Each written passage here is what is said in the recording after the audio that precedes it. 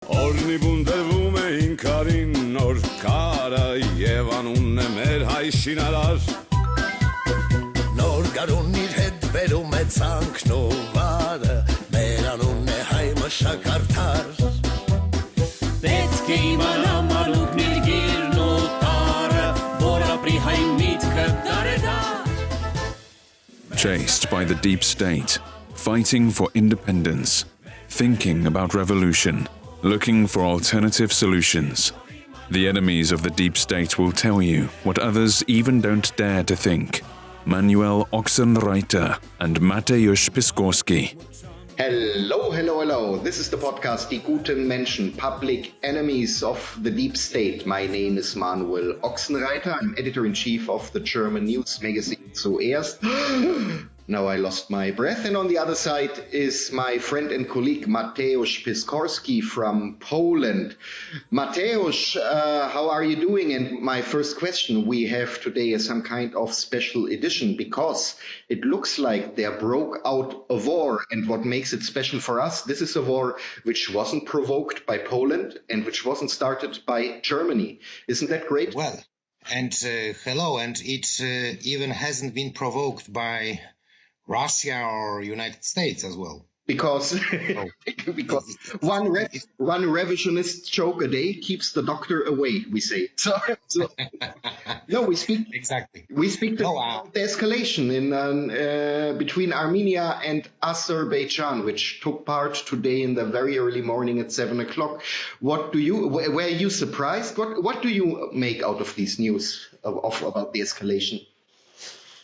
Well, I guess that we should analyze the geopolitical consequences of such conflict. I mean, it has been a frozen conflict for several decades, since the beginning of the 90s, since 1992.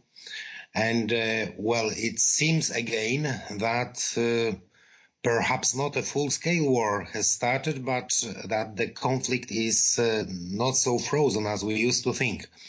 Anyway, you know the region, I know the region also. I'm in Nagorno Karabakh, which is a self-proclaimed state. It's not recognized by anyone, including Armenia. Nevertheless, it's very closely connected to Armenia, economically, politically. At one time, even the Nagorno Karabakh elites were ruling Armenia. So Armenia itself used to be dominated by Nagorno Karabakh elites, and those guys were fighting for independence of Nagorno Karabakh, as you remember. I mean, the former president, for instance. Yeah, I think this is one of the first important points what you almost never read when it comes to the mainstream media analysis about the situation. When you read it, it always sounds like Nagorno Karabakh is some fringe occupied territory by Armenia, but indeed for Armenia and for the self-understanding of Armenia, Nagorno-Karabakh is not the fringe, it is the core of Armenia. You have been there, I have been there, you saw the incredible amount of ancient Armenian historical evidence, buildings, monasteries, castles. So from the Armenian perspective, we are not speaking about some buffer zone or some protected territory against the Assyrian enemy. We speak about a core of the territory and of the national and cultural and religious identity. Well, it seems for some people that it could be compared to Kosovo for Serbia. With the difference, I mean, when it comes to cultural sites, yes, and historical sites, with the difference that Nagorno-Karabakh was not so densely populated by the Azerbaijani minority. You know, the town of the city of Agdam, I think, yes? So I think this was the only bigger town inhabited by Azeris. However, you cannot see any Azerbaijani people there right now, as you know, because these are the ruins and abandoned houses there only, of course.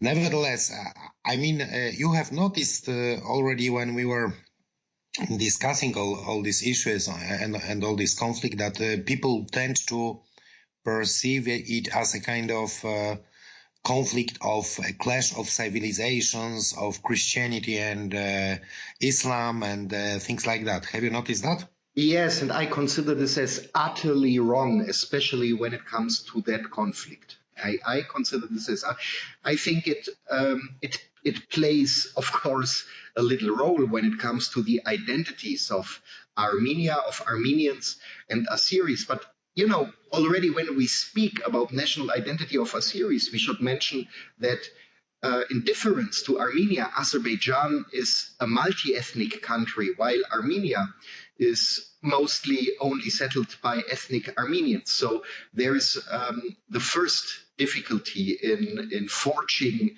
this religious conflict. And then we see, when we look at the powers in the surrounding, we see that one of Armenia's most reliable partners in the region is the Islamic Republic of Iran. So, for example, one of Armenia's most unreliable neighbors in the region is Christian Orthodox Georgia. So I think that already shows pretty well that we are not speaking about a religious conflict and that the religious component is geopolitically not playing a role there. Or what do you think? Well, but it's of course used and abused by both parties. In this case, particularly by the Armenians, I think, because if you look at the rhetoric of the Azeris, there is no kind of Muslim rhetoric in it, and the arguments about the defense of Islam and so on. So it's rather the Armenian rhetoric that if you look at the map, as they claim, there's only a small piece of land, which is Armenia and Nagorno Karabakh as well, dividing two huge parts of the Muslim world. Yes, actually it's true. Yes, if you look at the map of the religions between Central Asia and between Middle East and then North Africa, you have exactly this one small piece of land which is not Muslim. And also, in geopolitical terms, this is the only small piece of land dividing the huge areas which are inhabited by people of, let's say, Turkish or Turkic origin, yes, and culture. And now talk, exactly, and I think, sorry for interrupting, I think you are right that Armenia, especially in its international PR, is of course using the religious component, while Azerbaijan, Azerbaijan is using in its international PR the international law, non-stop saying that Nagorno Karabakh is illegal, it is on Azeri territory, and so on. So internationally using this, but internally and also in the PR and communication with the neighbors, using the Turkic card, to say, well, as you right now mentioned. So this ethnic Turkic card where is included, of course, Turkey, Azerbaijan. There are Turkic people living on the territory also of Iran. There's also Azeri people living. Going to the deep east into the Chinese territory, what is called Ost Turkestan or East Turkic territories, where the people of the Uyghur are living. So we speak, so in the internal communication in PR, this term is used. Yes, of course. So this is the whole idea of Great Turkestan, which would spring from Ankara, from Istanbul, to China, to the western territories of China, of course, and which would also be, let's say, integrated into this geopolitical sphere of neo-Osmanism, of neo-Osmanist geopolitical project as such. So it would start from the western part, let's say, or from the middle part of the African coast of the Mediterranean with Libya. That's why Libya is so important for Turkey. and it would end in the western parts, in the western provinces of China. So it's a big geopolitical project and idea, of course, of Turkey, promoted by Ankara. But on the other hand, we both know that from the military point of view, Azerbaijan could probably solve the problem. For them, it's a problem. Solve the problem of Nagorno Karabakh within a few days. Yes, I mean because we know the difference between the financial and military potential of Armenia and Azerbaijan. Azerbaijan is a really wealthy country with supplying Turkey, and not only Turkey but also the West with gas and so on. Armenia is deprived of any natural resources actually. With the exception of gold in Nagorno Karabakh, some gold mines, I think 2 in Nagorno Karabakh. Nevertheless, I think that the only thing which stops now Azerbaijan is the fact that Armenia is a member of the Organization of Collective Security, which is an organization which was supposed to be a Russian answer to NATO. Yeah, and where Azerbaijan stepped out many years ago out of protest against Armenia, I think, right?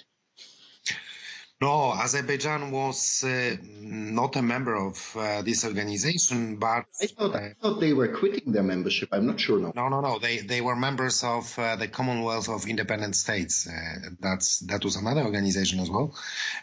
But on the other hand, Azerbaijan at a certain moment joined a kind of anti-Russian organization which was called GUUAM, with 5 post-Soviet countries, with Ukraine, of course, letter U for Ukraine, Georgia, and so on, which were trying to create a kind of alternative for the organization of collective security organized by Russia.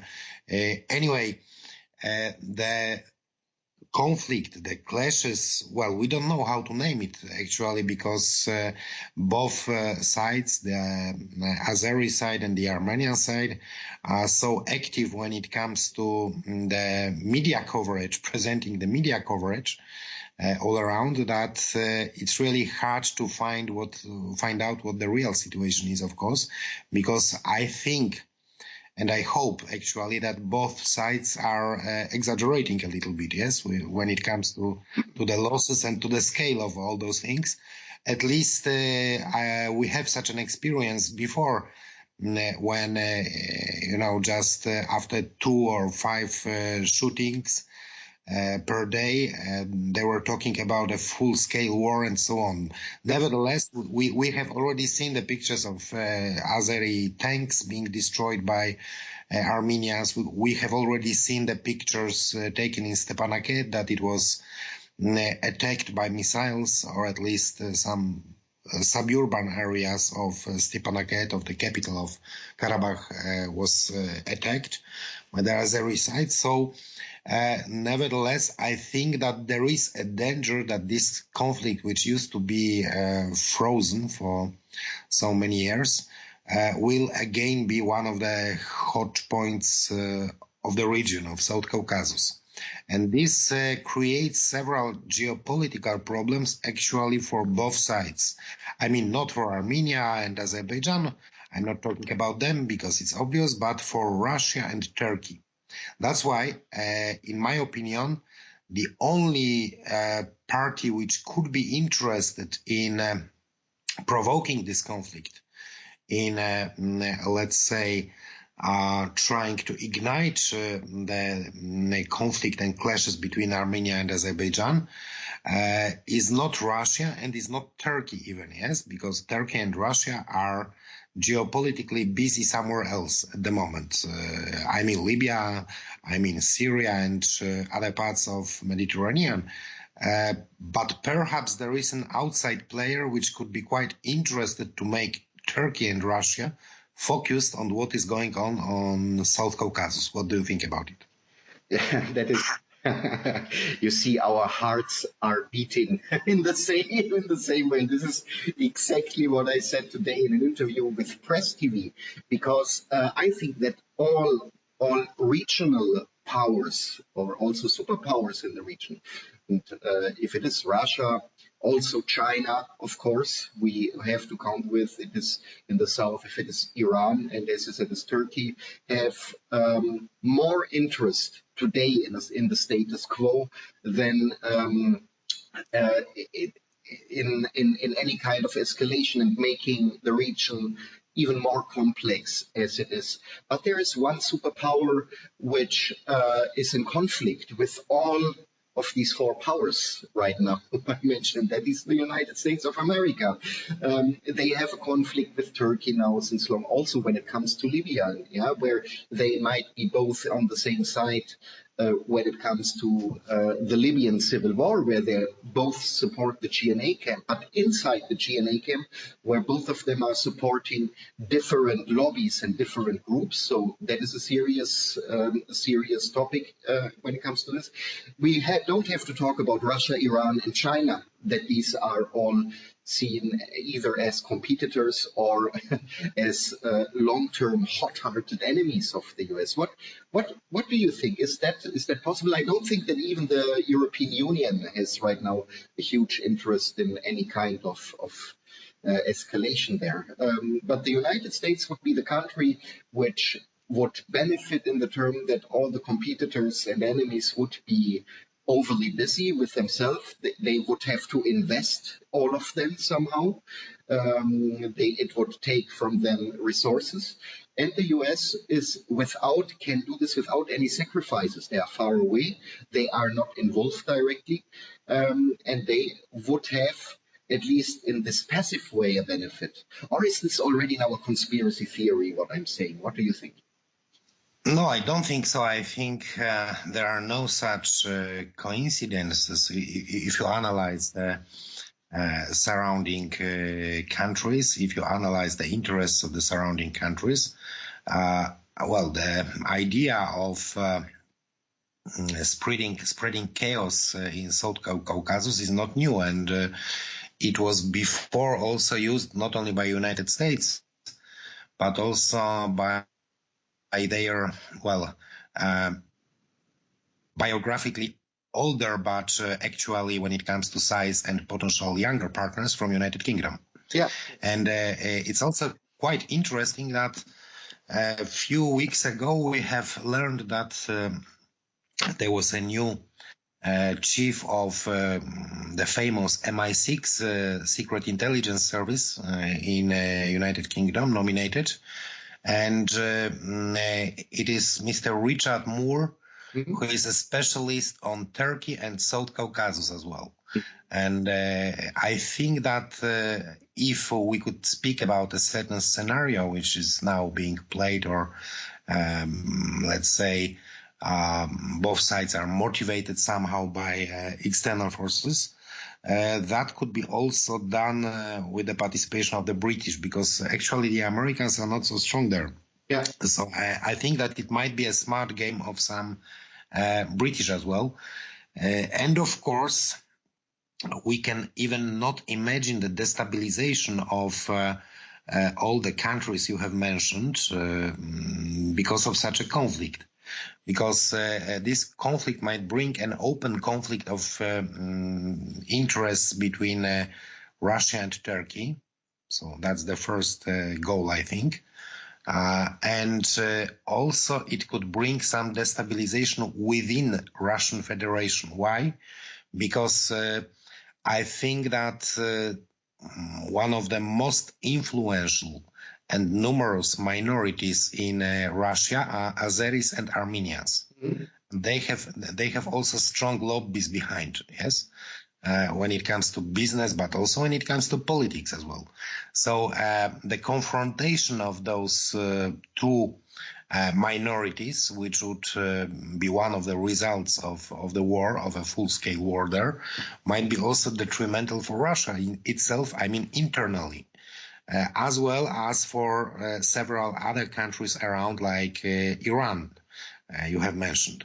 So this is a scenario of destabilization of the whole huge region, which springs from Russia on the north and ends in the south in Iran. And it touches the Middle East as well. So, really, I perfectly understand that the Russians and Turks are now trying to negotiate and somehow to calm down their younger partners. We have heard that there were talks between ministers of foreign affairs, Sergei Lavrov and Mevlut Cavusoglu from Turkey.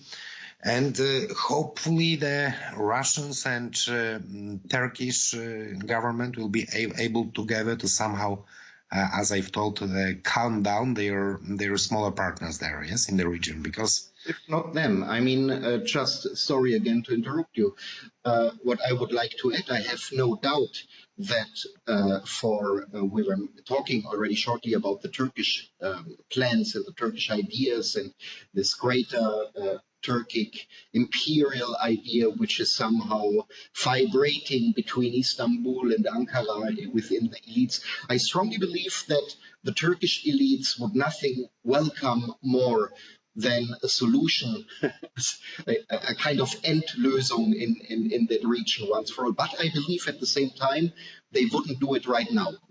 Not just several days, you were mentioning the CSTO alliance, just several days after there was the military thrill Caucasus 2020, where Armenia and Russia were together participating in a maneuver, for example. So I cannot believe that Ankara would do this right now. So I totally agree. But I think they would, under other conditions, also when it comes to the international alliances they are in. If this is possible, I think yes, they would most probably support a Syria invasion or any kind of military initiative.